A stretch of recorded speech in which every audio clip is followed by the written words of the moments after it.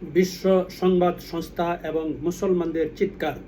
বিশ্ব সংবাদ সংস্থাগুলো প্রায় সবগুলোই ইহুদি খ্রিস্টানদের অধীনে। মুসলমানদের নিরপেক্ষ কেন? মুসলমানদের কোনো একটি আন্তর্জাতিক সংবাদ সংস্থা নেই। যেমন বিবিসি, ব্রিটিশ ব্রডকাস্টিং কোম্পানি, যেটা ইংল্যান্ডে ব্রিটেনে প্রতিষ্ঠিত হয়েছে। ভুয়া, ভয়েস অফ আমেরিকা, যেটা আমেরিকানদের সংবাদ সংস্থা হিসাবে অবহিত, সারা বিশ্বের সংবাদ পরিবেশন করে, সেটাও আমেরিকায়। এপি ফ্রান্সে, এএফপি এবং আল জাজিরা সর্বশেষ। আল জাজিরা মুসলমানদের সংবাদ পরিবেশন করবে বলে আশা করা হলেও সেই আল জাজিরা মূলত পশ্চিমা বিশ্বের সংবাদেই পশ্চিমা ধাঁচে প্রচার করাটাকে বেশি গর্বের মনে করে। সেটা সম্প্রতি এই 1996-এ কাতারে মুসলমানদের অর্থায়নে প্রতিষ্ঠিত হলেও সেখানেও মুসলিম দেশগুলোর এবং মুসলিম বিশ্বের, আরব বিশ্বের সংবাদ নিরপেক্ষভাবে প্রচার করাটা এখনও সংবাদ বিশেষজ্ঞগণ তা মনে করেন না। আজকের দুনিয়ায়, বিশেষ করে সাম্প্রতিক এখন ইরান এবং উপসাগরীয় যুদ্ধের সংবাদগুলো, নিরপেক্ষ সংবাদগুলো প্রচার করার জন্যে এই সংবাদ সংস্থাগুলো এপি, এএফপি, রয়টার, ভুয়া সহ এবং আল জাজিরা সহ এবং পাকিস্তানের এবং ভারতের যে সংবাদ সংস্থাগুলো আছে, র সহ, মোসাদ সহ, যদি সবগুলোই এই অমুসলিমদের দ্বারা নিয়ন্ত্রিত। মুসলিম বিশ্ব এক না হওয়ার জন্যে, আরব দুনিয়া এক না থাকার জন্যে এবং ভোগ বিলাসে, সম্পদের মোহে ভোগ বিলাসে লিপ্ত হওয়ার জন্যে তারা এখন পর্যন্ত মুসলিমরা একটি সংবাদ সংস্থা করতে পারে নাই। প্রিন্ট মিডিয়া এবং ইলেকট্রনিক মিডিয়া হাতে গোনা কিছু করলেও সেগুলোই পশ্চিমা দুনিয়ার সংবাদ প্রচার করাকে তারা গর্বের মনে করেন এবং তারা এটাকে ভালো মনে করেন। আজকের ইরানে যে বিপ্লব হয়ে গেল 1979-এ, পরবর্তী যে আজকে সম্প্রতি ইরানকে আক্রমণ করা হলো অন্যায়ভাবে, ইরানের সর্বোচ্চ ধর্মীয় নেতা আয়াতুল্লাহ খামিনিকে সেই দেশে বিশ্বের জনমতকে উপেক্ষা করে জাতিসংঘ সহ অন্যান্য আন্তর্জাতিক শান্তি চুক্তি, শান্তিকামী প্রতিষ্ঠানগুলোর অনুমোদনহীনভাবে, অন্যায়ভাবে, রাতের অন্ধকারে ইসরায়েলের অনুপ্রেরণায় আমেরিকা যে আক্রমণ করে তাদেরকে হত্যা করা হলো, সেই নেতাকে, ইরানকে আগুন জ্বালিয়ে দেওয়া হলো।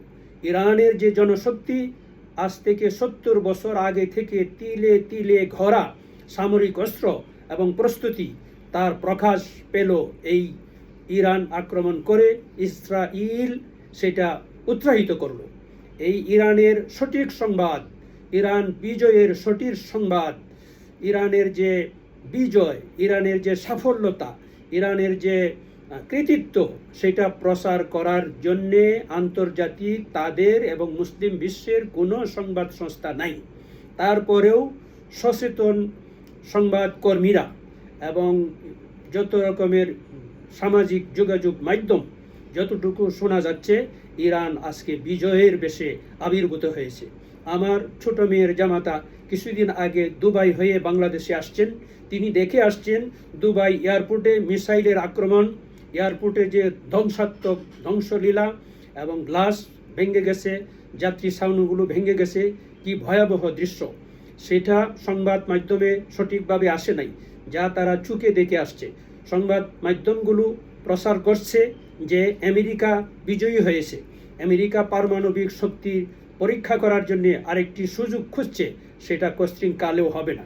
নাগাসাকি এবং হিরোশিমাতে যে পারমাণবিক বোমা নিক্ষেপ করে বিশ্বকে ভয় দেখানো হয়েছিল, সেই ভয়ের দিন 1945 সাল আর আজকে 2026 সাল এক নয়। সেই মুসলিমরা, সমগ্র মুসলিম, ইন্নামাল মুমিনুনা ইখওয়াতুন, মহান আল্লাহ তাআলার মহান কোরআনের আয়াতগুলো কিছু মুসলিমদের জন্য, কিছু কাফির মুশরিকদের জন্য, কিছু সমস্ত মানব জাতির জন্য অবতীর্ণ করা হয়েছে। সেখানে মুসলিমরা মুসলিমদের ভাই ভাই, অন্য জাতির লোকদেরকে ভাই ভাই সম্পর্ক কোরআনে বলা হয় নাই। কারণ এই প্রচণ্ড বিপদ যখন আসবে তখন সকল মুসলিমরা এক হতে বাধ্য। কারণেই আরব দুনিয়াতে এত সব যুদ্ধ হওয়ার পরেও কোনো আরব দেশ, উপসাগরীয় কোনো দেশ এখন পর্যন্ত ইরানের বিরুদ্ধে কোনো গোলা ছুড়ে নাই, আমেরিকার বিরুদ্ধেও কোনো বক্তব্য দেয় নাই। কিন্তু আরও যখন তীব্রতর হবে আক্রমণ, আরও তীব্র আক্রমণ হওয়ার ফলে সমগ্র আরব দুনিয়া, আরব বিশ্ব এবং মুসলিম বিশ্ব এক হবেই হবে।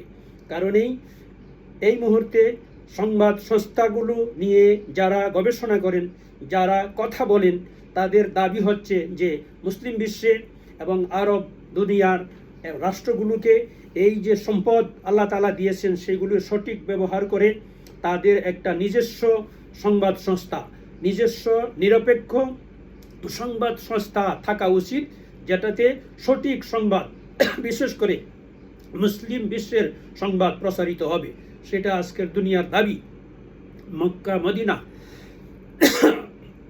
এবং আল্লাহর ঘর মসজিদুল হারাম, মদিনাতুল মুনাওয়ারা শুধু আরবদের নয়, সমগ্র মুসলিম জাতি এখানে প্রতিনিধিত্ব করবে। সমগ্র মুসলিম দেশগুলো মিলে একটি সিকিউরিটি কমিটি, গবেষণা কমিটি এবং সামরিক বিশেষজ্ঞদেরকে নিয়ে এই মক্কা এবং মদিনাকে রক্ষার জন্যে, সমগ্র মুসলিমদের স্বার্থ রক্ষার জন্যে, সমগ্র মুসলিমের দায়িত্ব অধিকার রয়েছে মক্কা এবং মদিনাকে হেফাজতে রাখা। কারণ এটা শুধু সৌদি আরবের সম্পদ নয়, সমগ্র মুসলিমদের সম্পদ। এই কথাটা ইরান বলেছিল বলেই ইরানকে আরব দুনিয়া, বিশেষ করে সৌদি আরব ভালো চোখে দেখে নাই। মুসলিমদেরকে আরও স্মরণ করিয়ে দেওয়া, স্মরণীয় রাখা দরকার যে ইরানকে সমর্থন করলে আমাদের দেশের কিছু আলেম, নামধারী কথিত আলেম, যারা ইরানের পক্ষে কথা বললেই তাদের ঈমান থাকবে না বলে যারা ফতোয়া দিয়েছেন, তারা জানেন না যে ইরান এরা মানুষ, ইরান একটি রক্ষণশীল দেশ। এদের প্রস্তুতি, এদের যে সামরিক অগ্রযাত্রা, ওদের যে সামরিক প্রস্তুতি এবং ইমানি বল, যারা দেশকে এত ভালোবাসেন, ইসলামকে এবং মুসলমানদের আত্মরক্ষার জন্যে, সমগ্র মুসলিম বিশ্বের আত্মরক্ষার জন্যে ইরানে ইউরেনিয়াম সমৃদ্ধ করে পারমাণবিক বোমা আবিষ্কারের সক্ষমতার একদম তাদের পারমাণবিক বোমা রাখার সক্ষমতা অর্জন করা মুসলিম বিশ্বের স্বার্থ সংরক্ষণ জন্যে, আত্মরক্ষার জন্যে তাদের অজীব তারা মনে করেন। তারা মৃত্যু হলে শহীদ হবেন, বেহেশতে চলে যাবেন, বেঁচে থাকলে গাজী হবেন। যাদের মৃত্যুর কোনো পরোয়া নাই, যারা মৃত্যুকে আরো আনন্দের সাথে গ্রহণ করেন, সেই জাতিকে থামানো যায় না। আমেরিকার যে সোলজার, তাদের মধ্যে সমর বিশেষজ্ঞগণ এবং যুদ্ধ বিশেষজ্ঞগণ এবং সামরিক সরঞ্জামের বিশেষজ্ঞ, নিরাপত্তা বিশ্লেষকগণ মনে করেন যে আমেরিকার যে সমস্ত সৈনিক এবং মরণাস্ত্র স্থলে এবং আকাশ সীমায় এবং নৌবহরে যুক্ত হয়েছে, তাদের অধিকাংশই হচ্ছে দোষী সাব্যস্ত এবং জেলে ছিলেন। যারা দোষী, যারা দাগী আসামি, তাদেরকে প্রেরণ করা হয়েছে। সুস্থ সবল ভালো মানুষ আমেরিকান সৈন্য হয়ে ইরানের বিরুদ্ধে যুদ্ধ করতে আসেন নাই। যেমন যে জাহাজটি নষ্ট হলো, সেই জাহাজের নাবিকরাই জাহাজে আগুন দিয়ে কতদিন পর্যন্ত এই সমুদ্রে জাহাজটা ভাসলো এবং পরবর্তীতে এটা আর কাজ করবে না বলে নাবিকরা বলল এবং ফ্রান্সে সেটা নেওয়া হলো, বলা হলো 6 মাসের মধ্যে আর এটা সক্রিয় হওয়া সম্ভব নয়। কারণ এই ভাড়া করা এবং উৎসাহ দিয়া সামরিক বাহিনীতে লুট নিয়ে তাদেরকে দিয়ে যুদ্ধ হয় না। আর ইরান তাদের নিজস্ব শক্তি, লক্ষ লক্ষ সৈনিক যারা প্রস্তুত মৃত্যুর জন্য এবং তাদের কাছে যথেষ্ট মারণাস্ত্র, যথেষ্ট গোলাবারুদ, সাথে রাশিয়া এবং চীন অন্যরা তাদের সহযোগিতায় আসে, এই জন্য যে এদের প্রতি ইরানের অনেক অবদান ছিল অতীতে। কারণেই এই বিপদে তারা ইরানের পক্ষে থাকবে, সেটাই স্বাভাবিক।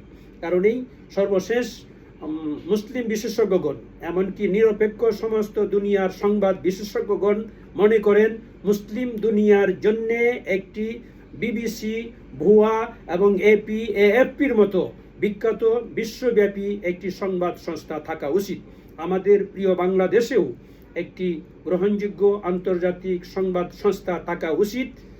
সেই জন্যে বাংলাদেশের শিল্পপতি এবং ধনিক শ্রেণী এবং এই সংবাদ সংস্থার জন্যে যাদের দরদ আছে, যারা চান যে বাংলাদেশের নাম সারা বিশ্বে উজ্জ্বল হোক, তাদের প্রতি বিনীত অনুরোধ জানাচ্ছেন বিশেষজ্ঞ সংবাদগণ যে এই একটি আন্তর্জাতিক মানের নিরপেক্ষ এবং মুসলিমদের পক্ষে এবং সত্য, সরল, সঠিক মানে ন্যায়ের পক্ষে, সত্যের সৈনিক হিসাবে একটি আন্তর্জাতিক সংবাদ সংস্থা গড়ে উঠুক, এটাই আমাদের কাম্য।